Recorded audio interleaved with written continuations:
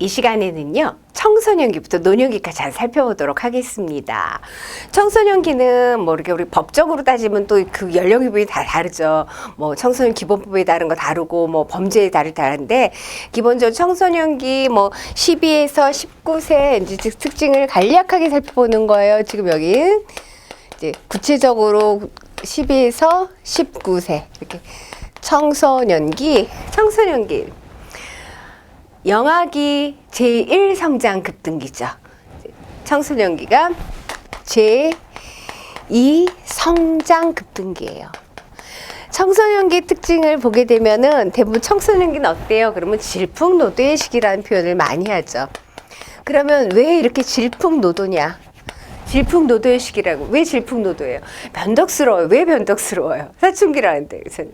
요새는 뭐 갱년기하고 갱년기 엄마하고 청소년기 그 아이가 싸우면 누가 이긴다 그래요. 갱년기도 만만치 않다라고 그러죠. 그래서 갱년기는 제2 사춘기라고, 청소년기 사춘기라고 하는데 왜 질풍노도? 이게 성호르몬이 출현이 되잖아요. 성호르몬의 영향을 굉장히 많이 받겠죠. 성호르몬의 출현으로 인해서, 출현이라고 하면 안 되겠다. 있긴 있는데 이 강력하게 더 분비가 되는 거죠. 남자는 테스토스테론이 왕성하게 나오고 여자는 에스트로겐이 왕성하게 나오면서 성징이 나타나겠죠.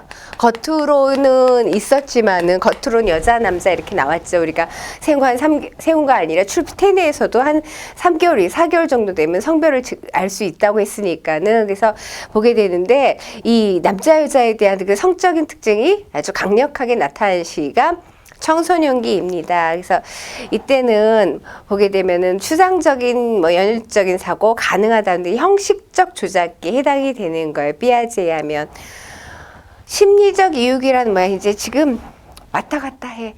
독립은 주장하지만 그러니까 부모로부터의 독립성을 인정받지만 스스로 그러니까 그 타치받기 싫지만 스스로 독립 못해. 왔다 갔다 하는 시기죠.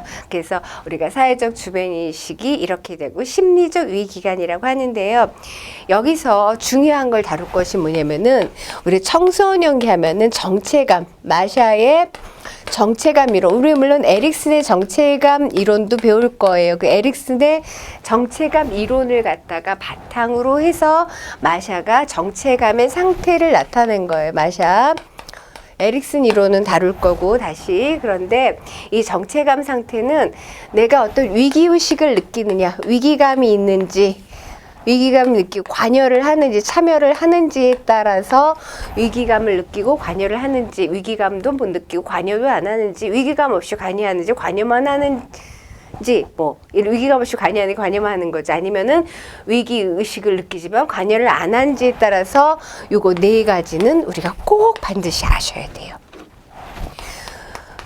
정체감 이론, 청소년 하면 자아 정체감 형성하는 굉장히 중요한 시기에 나는 누구인가 라는 거, 그런 걸 형성하니까 보통은 주변의 사람들과 동일시를 통해서 자아 정체감을 형성하게 되는데 그런 부분의 정체감 상태에 따라서 마샤는 정체감 혼미 혹은 혼돈이에요. 정체감 혼돈스럽다 혹은 혼미 상태예요. 정체감 혼미 상태이고요. 그 다음에 정체감이 유실된 상태, 그 다음에 청소년이 정체감 유의 상태죠. 그리고 정체감을 성취하는 이런 상태로 나타낸 거예요. 그러면 특징은 알아야겠죠. 정체감 혼돈은 뭐냐? 내가 누구인지, 뭘 해야 되는지, 뭘 하고 싶은 것도 없고 아무 생각이 없어요. 그러니까 정체감 혼미스러운 거예요. 그러니까 위기의식도 없고 관여도 안 하는 상태가 정체감 혼미, 혼돈 상태이고요. 정체감 유실은 관여는 해요. 근데 위기의식은 없어요. 그래서 내에 대해서 생각이 없어요. 그렇지만 부모가 이거 해라 그럼 네. 그러니까 타인이 정해주는 방향대로 가는 거. 관여는 하지만은 자기 자신의 고려는 위기의식은 없다. 그러면 정체감 유예는 뭐냐? 정체감 유예 시기는 위기의식은 느껴요. 나는 누구일까? 내가 앞으로 어떻게 살아야 될까? 뭐 이런 거 하지만은 아직 정체감을 형성하지는 못했어요. 그래서 그런 단계를 정체감 유예 단계라 하고요. 정체감 성취는 뭐 자기 자신의 고민을 해볼 직업이라든가 이성이라든가 아니면 신앙, 여러 가지를 고려해 본 뒤에 자기가 자기 삶을 선택해서 그쪽으로 나아가는 상태를 정체감 성취라고 해요. 자주 나오게 될 거예요. 마샤의 정체감 주의 이론, 뭐에서는 정체감 상태 혹은 정체감 주의 이론에서 혼미, 혼돈, 유의 성취 이렇게 네 가지가 있다라는 점. 그러면 우리가 헤비거스트가 제시한 발달갑을 전 세계 발달갑을 헤비거스트는 제시를 하는데요. 청소년기 뭘 해야 될까요?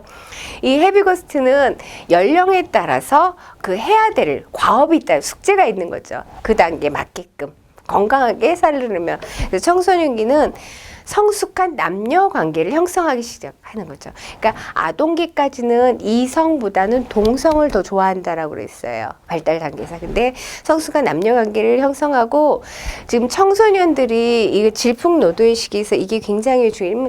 왜 왔다 갔다 신체 변화가 급격히 나타나요. 그러니까 이걸 받아들이는 게 쉽지 않다는 거예요. 그리고 완전히 완성된 게 아니기 때문에 자기 변화에 대해서 적응을 잘해야 돼요. 그렇기 때문에 자기 신체를 수용하고 이걸 갖다 효과적으로 조정하는 것도 청소년이 굉장히 중요한 발달과업으로 헤비거스는 제시를 하는 거죠. 그래야 성숙하다. 그리고 사회적 역할, 남자의 사회적 역할, 여자의 사회적 역할을 학습하고요. 그다음에 부모로부터 그 청소년기 심리적 유예기라고 그랬잖아요. 이유기, 심리적 이유기, 심리적 유예기인데 넘어가는 시기죠. 그러니까 완전한 독립은 이루지 못했어요. 어떤 거 경제적인 독립은 완전히 이루지 못했지만 정서적으로 독립하려고 하고 그러니까 왔다 갔다 하는 거야.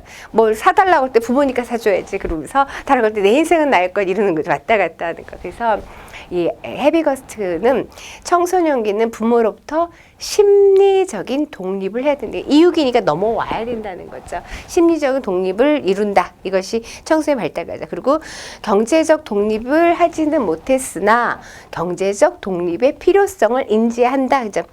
그다음에 시민생활에 필요한 지식 태도 형성하고 그다음에 사회적으로 책임 있는 행동을 하고 이를 실천할 뿐만 아니라 청소년 이제 결혼 생활을 준비하고 적절한 가치관, 윤리관을 세워야 된다라는 거예요. 청소년기는 우리 굉장히 중요해요. 이걸로만 청소년기 시험 보면 참 좋겠지만 그렇지 않죠. 다양한 공부를 해야 돼요. 그다음에 청년기는 20살에서 29살, 20에서 29. 이때는 청년기, 성인 초기예요. 성인 초기 신체적으로 굉장히 황금기예요. 이렇게 성인 이론을 보게 되면은 이제 굉장히 성인 초기 30대가 황금기라고 얘기하거든요. 20대도 마찬가지지만 진짜 완숙하게 그래서 이 청년기, 신체적 황금기, 신체적 성수 거의 완성되는 시기이죠. 이때는 청소년기에는 부모로부터 정서적인 독립을 이룬다라는 것이 헤비거스트 발달 과업이라면은 이때는 어떻게 해요? 경제적인 독립도 이루고 배우자를 선택하는 단계. 이때 성인이라고 해서 정체감이 완전히 성취되지 못했을 수도 있죠. 그래서 자아정체에 관련된 정체감 유실 현상이 나타날 수도 있습니다. 그러니까 청년기는 이 최소한의 경제생활 유지하고 능력 있는 사회인으로 참여해야 된다고 헤비거스는 제시하고 있습니다. 그 다음에 중장년기 보게 되면 중장년기는 신체적 능력과 건강이 이제 감소되기 시작하는데 여기는 좀 중장기를 좀 길게 써놔 30세, 65세. 그러니까 우리가 중년기 40세 정도 보는데 어쨌든 신체적인 발달이 다 최고점에 도달할 때가 있어요. 그런 다음에 최고점이라는 거예요. 그 다음에는 쭉 최고점을 찍으면은 계속 유지면 최고점이라고 얘기 안 하겠죠. 이렇게 하향을 나타날 수밖에 없겠지요. 그래서 신체적 능력과 건강이 감퇴하기 시작하고 이제 그 중에 45세 전후 혹은 50세 연령에 따라가 아니라 개인에 따라 다르겠지만 뭐예요? 갱년기를 경험하기도 하죠. 청소년기도 호르몬의 분비가 달라져서 왔다 갔다 하지만은 갱년기는 청소년기는 어때요? 호르몬이 왕성하게 분비돼서 좀 변덕 요동친다면 갱년기는 어떻게 해요? 이제 호르몬이 감소하기 시작했으면 여성 호르몬이 급격하게 감소하고 완경기가 되면 폐경기가 되면 남자도 마찬가지로 테스토스테론이 감소하니까는 이제 남성적 기능에 대해 조금 이렇게 되는 시기가 되는 거죠. 그래서 걱정스러워하는 시기였어요. 그래서 지금 여기 중년기 4대 위기를 마모는 이렇게 얘기하고 있어요. 신체가 노화되는 거.